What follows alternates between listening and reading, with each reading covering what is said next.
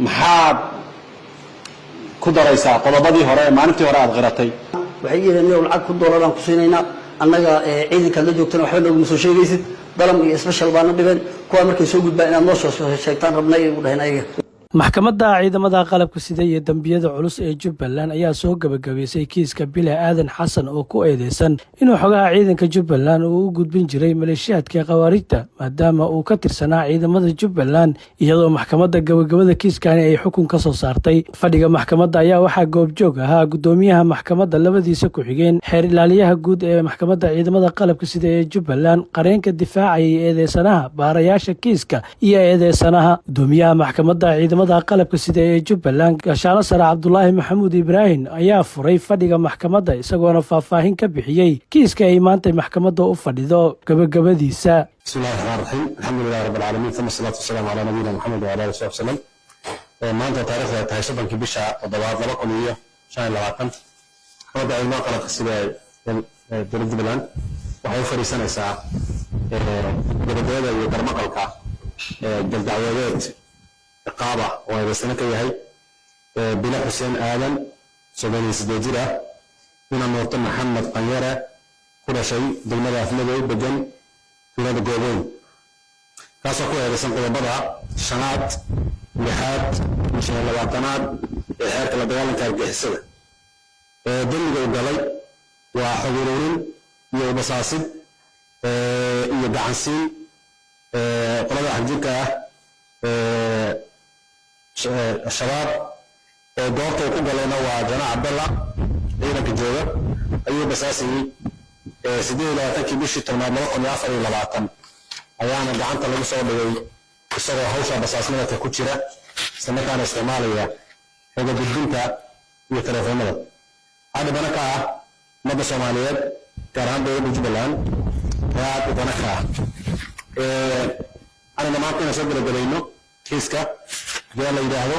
xilaliyaha guud ee ciidamada qalabka sida ee Jubbaland Gaashaale Dhexe Ismaaciil Cabdi Cali ayaa dhankiisa soo gabagabeeyay kiiska ay xeer ilaalintu ku soo oogtay eedeysana Bile Xasan Aadan wuxuuna maxkamadda ka codsaday in Bile ay ku xukunto ciqaab u dhiganta qodobada ay ku soo eedeeyeen. waxaan halkan ka soo jeedinayaa kiis lambarkiisu yahay 142 eedeysan uu ka yahay قبل بلا حسين آدم صدر استيتشره من المواطن محمد أن يرى كل شيء أثيري بجن ويوي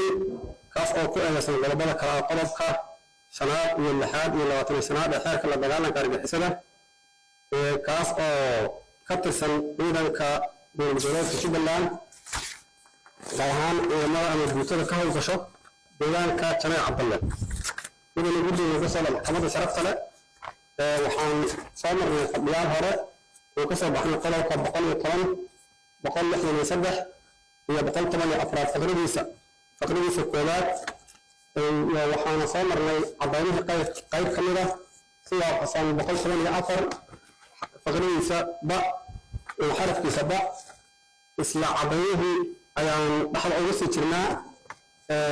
eedeysanaha wuxuu qiraal u yahay qodobada aan ku soo adeegnay oo kala ah qodobka shanaad oo ah gelid argagixiso wuuna galay oo ah gelid fal argagixiso wuuna galay fal argagixiso wuxuu sheegay in kooxda khawaarijta uu xiriir asagoo askari ah asagoo ciidan ah asagoo ku dhaartay inuu amniga waddanka difaacayo in uu dadkii uu ka difaacayo lafiisa iska difaacayo ummadda Soomaaliyeedna lagu qalgalay inuu ka difaaco una dhaarto qoriga loo siiyey in uu xiriir la sameeyo وأنا قال فالكاس قرار اللي هي سوى فرصين لحظة يزيد شاركة حبكة عقاب الصوماليات وحا أيضا نقص على نقضة كاللحاد وشيء هي إيه شباب لغن نقضة حين لغن نقضة ونقل نقضة وحانا السيان وهشيس بقول لك علي هشيس كاسة وقرار اللي هي سيب حين يسير وفرصين وحونا كقات العد لعنه هو بلنقادين مد وكل شيء إيه سيب الله الصيانة ويجتا واسطة العذاب مد كنت دور والناس يرميين وقرأ لي هاي مد كل دور والله بلنقادي وقرأ لي هاي وأصير إيشاهي هي مد $3 أو الله طلق علي إيه بالنسية مركا وهالذي هو إيه الشباب أما الحسين أيضا العقد بلاش كبحيني إلى أي قف أي أمين متشر قف أنت كيساس كشافتك أي ناس الحريان قف حل كنت دور أي صدرين متشر وحلق أنا قد أي صدران 8 دور 20 دور 7 دور 7 دور لكن أصلا هالمرة على العكس الله صدرين كل دور الله بالنقابي ورجال بالبريف إلا وسيو waxaan kale ku soo qodobka 20 shanaad oo asagana ah basaasis basa in ciidanka basaaso ama xiriir ciidanka uu gudbiyo inuu basaasay kooxda taas oo keentay dhimashada saraakiil iyo dagaal iyo dhaawac inta keentay xiriir uu bixiyay markii la isku wadaro waxay keeneen in ciidankii uu basaasay basaasnimadiisa lagu laayo laguna dhaawaco dagaalna uu ku dhaco basaasidiisa uu asagu hayay uu dagaal ku dhaco inuu gudbiyo ka soo maxkamadda sharafta leh markii baaritaan gaaraada aan sii samaynay ay tagnay goobtii sanaha falbindeedka uu ka gudbinayay ama ciidankii uu la joogay ama taliyaashii xarada uu ka shaqeynay markaan tagnay waxaa noo caddaatay si qiraalkiisa waafaqsan in eedaysanuhu kooxda uu la sameeyey marka horeysay inuu xiriir la sameeyey taasna qiraal uu yahay waxaa kaloo ayadan noo sii caddaatay in eedaysanaha lacag la siiyey lacagna loo ballan qaaday intaasna asaga ayaa qiraal u ah waxaa kaloo eedaysanaha qiraal uu soo ogaanay in uu xogta ciidanka u gudbin jiray uuna gudbiyey qiraalna uu yahay waxaa kaloo ayadan soo ogaanay in eedaysanaha uu xiriir uu gudbinayo ay sababtay in rag lagu waayo ciidanka kamida kuwana lagu dhaawaco dagaalna uu ku dhaco rag saraakiisha kamidana ay halis galeen asagoo basaasahayo sidaa daraaddeed asagii oo lambarkiisa nimanka la hadlayo ayaa la ogaaday markii la ogaaday durbe lama soo qabanin waa loo kaadiyey maalmo ayuu la hadlayay oo dambal marka dambe uu dagaal dhaco asaga oo la hadlayo ayaa la soo qabtay markii dambe markii loo wacay la yidhi kaalay intaasna xogtiisa waa laga socday ayaa wuxuu sameeyey sidii asaga oo ka baxsan kara lambarkii intuu madaal ka bixiyey oo uu tuuray ayuu saraakiisha waxaas u imaaday asagoo madaalkii ibara oo siilku ku jiri wato intaasna qiraal u yahay nigana gudooda ka soo maxkamadda sharafta leh intaas uu falbindeedka eedaysanaha markuu waxaasoo dhan uu samaynayo ma aha qof caadiya oo shacaba ama qof caadiya oo meesha doormari kara ama qof caadiya dadka xoolo dhaqashada ma aha waa nin waddanka xogeeyaaya waa nin tuutidii dowladda qaba waa nin calaamadii dowladda xidhay waa nin dowladda ay aamintay oo hubkii dowladda ay ku aamintay balse wuxuu sameeyey in marka hore uu ka doorto naftiisii wax khiyaali uu tuso oo kooxdii uu la dagaalamayo oo la leedahay inuu la dagaalamayo oo ummadda uu ka reebayo dhibkooda oo dagaalkiisa iyo ummadda dhibkaasay inuu asagii xiriir uu la sameeyo lacagana ay isdhaafsadaan taas kuma soo joogin waxay sii sababtay in raggii uu la shaqeynayey ee dhacanta iyo rabaadka uu la qaysanayey inuu xilahooda gudbiyo cadowga uu ku dhaho meelhedlo joogaan halkaasaan marinaa halkaasay joogaan sidana lagu soo warado wuxuu kaloo ayadan aan soo waanoo sameeyey in xitaa reendooyinka markii la diro in intuu ka daba tago uu soo arki jiray meesha joogaan shabaabka markaa intuu waco maadaama meesha laisku duuyahay oo furinta lagu wada jiro uu dhaho raggaasa halkaa iyo halkaas joogo sidana ragga lagu laayay intaasoo dhan markuu samaynayo waa qof ciidana oo askari ah oo ciidanka u dhaafay ma aha qof aan meesha ogeyn ama aan deegaanka ka warqabin marka waxaa saaran qofka askariga waxaa saaran mas-uuliyad gaar ah oo inuu asaga is ilaaliyo ummadda u ilaaliyo cadowgana iska ilaaliyo intoo dhan ayuu mid ku noqday marka mudana gudooda basa intaasoo dhan eedaysanaha wuxuu yahay qiraal inuu waxaasoo dhan sameeyey asagoo dowladda mushaar siiso lacag siiso taliyaashiisa haddii baahida uu sheegay u gudbiso qof walba wuxuu leeyahay mushaarkiisa baahiya ka badan buu leeyahay dadkoo dhan bini-aadamkana waa waasaas wuxuu sheegayaa kooxda sababta uu la xiro inay tahay inuu rabo inuu naag guursado aabihiina ka bixin waayo naagta lacagteedii taliyihiina ka bixin waayo qof walba baahi gaar uu leeyahay si in buu xalliyaa ma jiro qof intuu shabaab oo dhahaya lacagaa naag ku guursado ii soo dira damiirka ama caqliga saxdaana ma yeelahayo adigoo askariga furin ku jira inaad shabaab tiraado shabaab naga guursanaya lacag ii soo dira waxa weeye waa marin yacnaha waxa weeye waa cadaalad tacarar iyo wax aan jirin iyo caqliga uusan keenin marka intaasoo dhan waa caddaynaha aan soo ogaanay eedaysayna uu quraal yahay isla gabagabada haddaan ku socdo waxaan soo gabagabeynayaa si waafaqsan 119 xabka ciqaabta Soomaaliyeed maadaama eedaysanaha uu qiraal u yahay dambiyeedka aan ku soo eedaynay maadaama eedaysanaha uu khiyaanay raggii uu la shaqeynayay maadaama eedaysanaha uu khiyaanay calankii iyo sharaftii dowladnimada lagu aaminay ilaalinaya cadowga u gudbiyey maadaama uu eedaysanaha xubnihii uu gudbiyey ay ka dhasheen in rag lagu laayo ragna lagu dhaawaco ciidankana lagu soo weeraro maadaama eedaysanaha uu raggii iyo dadkii uu sumcadxumada madaxxumo u soo jeedinayo xabaalo sharafta leh waxaan ka codsanaynaa in qodobada aan ku soo eegin dhammaantood ciqaabtooda ay ku hesho kuna xukunto si uu tusaale ugu noqdo askarta ama ciidanka inuu dambe ama qof kasta oo khawaarijta la xiriira ama la hadla waxaa leeyahay qofkii caadiga iyo qofka ciidanka inaysan isku mid ahayn qofka shaqaalaha dowladda u xitaa iyo qofka askariga iyo tarbiyada iyo wax saranaha askari la aaminayo oo nin walba magaciisa sharaftiisa ku joogo in asaga uu shabaabka dadka uga hormaro meelsa in laayo oo lacag u weydiisto ma aha marka si dadka inta dambe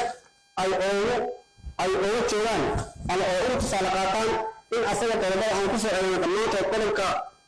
shanaad wuu galay qodobka lixaad lagu galay qodobka 25 lagu galay xagga sharafta waxaan ka codsanay qodobadaas dhammaantood ay ku hesho kuna xukunto ciqaabta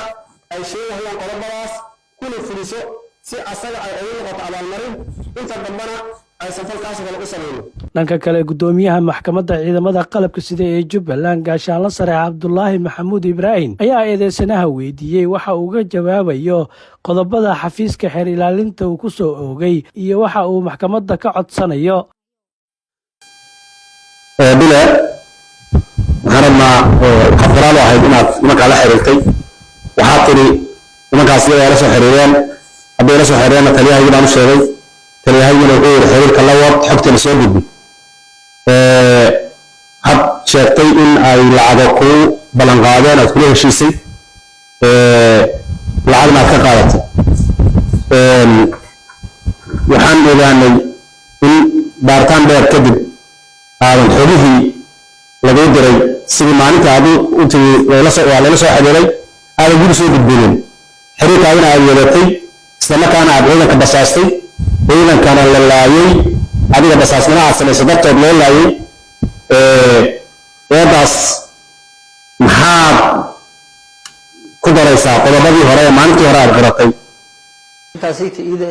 ciidan horta aan basaasay oo la laayay ma jirin taliyaha waan u sheegay arrinta macnaha markay nimanka soo waceen waan u gudbiyay asaa yiraahday ku soo wacan hadal lambarka airport markuu geeyay nimankii way soo waceen dib markay soo waceen aniga wax basaasnimo ee wax ciidanka inaan wax uga sheego go'aankayga ma ahayn macnaha duruuf ba ay haysa markii idaahay waxay yiraahdeen lacag $1 oo arooskan ka bixinaa aroos wax iga bixiyay aan waay duruuftii waxa soo gudbaartay waxaan ku taliyaha marka aad ku tiri nimankaas wala soo xiriireen ee xiriirka la wado ku yiri ee aad la waday riboodkii dama taliyaha soo siisay riboodkan oo macnaha inaan on lacagta xaga lacagta ay kula sheegeen ma waka iyo xiriirka kula sameeyeen taliyaha soo siisay ha ribood dama ku soo celisay ribood waa sheegay waxaan ku leeyahay nimanka way soo waceen waxay dhaheen inaan nala shaqaysan raba anna waan ka diidanaan ku dhahay arrintaas idee haye la wado ku xiriirka soo xiriirka la wado u yiri dan waa la waday wadni kale lama sii wadana maalinta kale soo waceen wicitaanka labaad ay soo wacaan oo labaad ay soo wacaan waxay yiraahdeen lacag $1 aan ku siinayna annaga ciidanka la joogtana waxba noogu soo sheegaysid dalam iyo special baana dhibeen kuwa markay soo gudbaan inaad noo soo sheegtaan rabnay u dhahayn ayaga waad noo sheegtay xogta oo sheegtay ya taliyaha xogta oo sheegtay maya wax uu sheegay mala ciidan xogtiis ma gudbaan lacagtaas ay sheegay mas inaan ka qaataan rabi mubi ciidankaas in wax la yeelo midna ma aanan rabin aniga aan furjoog ahabo aan lacagta ii ballan qaaday mas rabin marka inaan ka qaato fariiso gaar aan uga baxo ilaahay baan ugu okay bilo waxaan rabaa soo muslim matid ha qabri qiyaama ka dambeeya صح deentana waa xaraan meel kasta la joogo صح waxaan rabaa waxaad sheegayso inaad run ka sheegto ma run baa sheegay adeer wallahi oo billahi oo tallahi waa dhaaray hal eray oo ciidanka agtiisa xogtiisa inaan gudbinin horta warka shabaab markay koowaad soo wacayso 3 4 askari baan meel ku wada fadhiyay qofkaan u sheegay tali urur baan u sheegay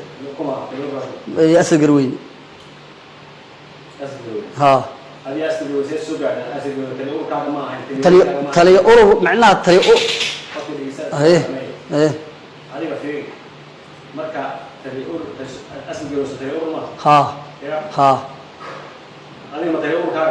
ما يعني تليور ريمين ka taliur ka ma حركة دنا ساجوج مركا تليور كله هو مقنع waawi haaya ma yaga jawaa إيه hal taliur ka ma asada ما يا ها taliur ka kuma على يرى taliur ka تليور محمد هذا الله taliur ko xala تلي كوحة وحوها تلي كوحي جنين له إن عاد نين له inda taliur ka جني عبد الشيء جني نين له taliur ka oo caliga iyo taliur ka Maxamed Aadan iyo taliur ko xala inda cada iyo taliur ka oo muxuu ah gani afar soma afartan mid xukm la wadaag أفرتان أنا حكت أجينا أفرتين أو سقيلين منك كمدة يا سي أفرتين أو كلا إلغيليس يا أوركاس إدارته من أفرتان من كمدة أو كنا وله أو تري أوركا كلا أي اسكو في عنايين يا رباط تري أوركا كلا أوشة تري أوركا أنا لم أوصل جوج المركا إذا حرضه مقالوا كسو مقنع ناقو أراس مقالوا كم مقنع تري هرم كلام جوج المركا إذا ما جوج محمد هذا سمع مقالوا سوجر أسقنا ها مركز شيكل waxay tali ururka kale ku gaartay ku noobaa wacay oo u sheegay ya tali kooxan uu sheegay aniga tali ururka waxaan ka u sheegnay mar aniga nin kala marka u sheegayni tali kooxan uu sheegay maya halkaan in baa u sheegnay aniga nin kala u sheegnay wali adiga tali kooxan uu sheegay maya wax kale u sheegay ma lahayn maya abaaduriyaasha wax kan maya waxaan u sheegay kale ma lahayn wax kale u sheegay halkaan aniga oo ninka kale ku nool marqaati oo ka ah waxaan ka een aniga ma u sheegin waxba ku nooba aniga afartan meesha ku wada qiileynay nin kamid ah iyo tali ururka markii anaga meesha fadhina wacay tali ururka markii anaga fadhina wacay arintii u sheegay arintaas sidaas ninkaas la soo wacay al-shabaab soo wacday tali inaad ka warqabtaan rabaa waayahay waan ka warqabaay ana xarada joogay hay imaadu dhahay imaashada si aan ugu tagay tali ururka aniga ku nool waa u tagnay tali ururka sidaas aan ugu sheegnay arinta tali ururka wuxuu yiri lambarkan u gudbinay lambarkan qaad airportka geeyo u dhahay wixii ka soo baxay ana ku soo sheegi doona wuu baxay tali ururka Mareykanka u tagay lambarkii u gudbiyay tali ururka laba maalmo maqnaa wuu yimid asaga ay sheegan tali ururka ma uu qarin wuxuu yiri lambarka Mareykanka u geeyay ninkan al-shabaab weyn oo amiir waay haduu ku soo waco wareyso wuxuu ku sheegay isoo sheegay u dhahay ها مالما كدم مركو نيكا انتاس الهي كدم مالما كدم بو اسو وعي ها wuxuu yiri niyow miyaha inaad ila shaqeysaan raba aad rabood dalam ama special ay dhawaan ciidanka la joogto waxay igu soo sheegay dalam special markay soo gudbaan ay soo sheegtaan rabo ugu dhahay lacag $50 hadaan ku soo diray lacag $100na ara kolba binaadin duruufaysan baa tahay wax duruuf ku haysa ii sheego u dhahay waxaan ku dhahay niyow aroos baa igu jira ilaa ku raa duruuftaas ugu dirtay $100 roosada iga bixinayso waan wada hadlaynaa ku dhahay waa kala soo xiriirnaa ya uu kala soo xiriirnaa intaas uu sheegay inta markuu ku sheegay tali ururki kuma celina arinta dambe maxaa ku celinaysaa tali ururki waxaan lahaa lacagtan $100 ninka bari am birdaman ku soo diray u dhahay markaa idee bari markuu ku soo diro tali ururku u sheeg baan lahaa arin okay ciidanka roobada aad waxaan ognahay ciidanka roobada aad waxa aan kaliya taliye shaqo ku jira iyo ninka saayid ama raashid u geeyay ama biyaha maxaa ku doonsan ciidanka ana ciidan aan u tagay oo roondaan oo u tagay ma jirto aniga iyo tali ururka markaa ima tali ururka marka dab uu imaaday maana dagaal ku dhacay aniga iyo tali ururka hal mar ku kala gooynay maqal horta gudoomiye aniga iyo tali ururka ay ana ku hadlay halka caadi si lagu jawaab maalinta dambe ee dagaal ku dhacay ciidankii roondada inta aad ka baxday shariska janaac dal ciidanka ka baxday oo aaday oo hore u dhaaftay oo haddana aad soo laabatay maxaa ka doon shaqada maadan lahayn kaliya maadan lahayn shaqada lahaa sagaarkii maadan lahayn kiisaadka ama sahayda u geeyay maadan lahayn maxaa ka doon ma jirta arrinta hayda cadaynta haddii lagu helo halii toogto tali ururka tali ururka iyo aniga iyo tali horinka oo markaas imaaday ku dagaalka markuu dhacay xaradan ka wada oranay dagaalka xaradan ka wada galnay aniga tali ururka ku duwan saddex xabad markay bilaa ay socotay xabadda socotaan wada dhex galnay ana laba qasada soo riday markaan xarada ka soo laabanay oo dagaalka nimanka intaan jabin aan soo laabanay maanta waan xanuunsanaa ma xanuunsaneen dhigna lagama hayn dagaalka waan galay haddii kale ururka la keeno oo dagaalka ninka ilama jirin uu dhaho oo tani ururka la keeno ninka ilama jirin halii toogto intaa kadib qareenka difaacayay eedeysanaha aadan bahdoon ibraahim ayaa dhankiisa sheegay maadaama bila xasan aadan uu qiraal yahay maxkamadda ay u fiiriso sifaha dembiga fududeeya ugu dambeyn maxkamadda ciidamada qalabka sida iyo dembiyada culus ee Jubbaland ayaa ku xukuntay Bile Xasan Aadan 10 sano oo xabsi ciidan ah sida uu warbaahinta u sheegay gudoomiyaha maxkamadda ciidamada qalabka sida ee Jubbaland Gaashaanle Sare Cabdullaahi Maxamuud Ibraahim. maxkamadda ciidamada qalabka sida dowladda Jubbaland maanta oo taariikhdu ay tahay 7 bisha 7 2025 waxay ku dhawaaqaysaa si waafaqsan qodobka 120 xeerka ciqaabta Soomaaliyeed xukun uu eedeysana ka yahay Bile Xuseen Aadan 38 jir ah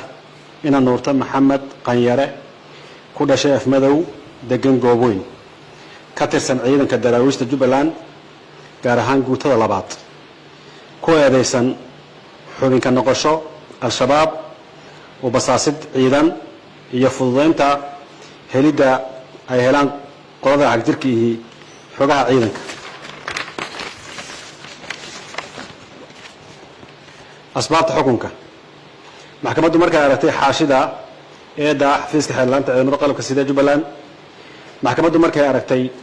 qiraarka eedeysanaha oo uu qirtay inuu nimankaasi ula shaqeeyo ka qaatay lacag maxkamaddu markay aragtay ay booqatay xarunta taliska guutada labaad ee Janaac Cabdallah oo uu ka tirsanaa Bile maxkamaddu markay waraysi la yeelatay saraakiisha xukunta guutada labaad oo sheegay in Bile si toos ah ula shaqeeyay kooxda khawaarijta al-shabaab una basaasay xogta ciidanka si loo dhibaateeyo ciidanka ka hawlgala aagaas una sabab u noqday fududeynta helida xogaha ciidanka maxkamaddu waxay ku heshay dembiga Bile Xuseen Aadan 38 jir ah ina nuurto Maxamed Qanyare waxayna maxkamaddu ku xukuntay 10 sano oo xabsi ciidan ah cidii aan ku kalsoonaan xukunka waxay qaadan kartaa rafcaan muddo sharciga ogol yahay ah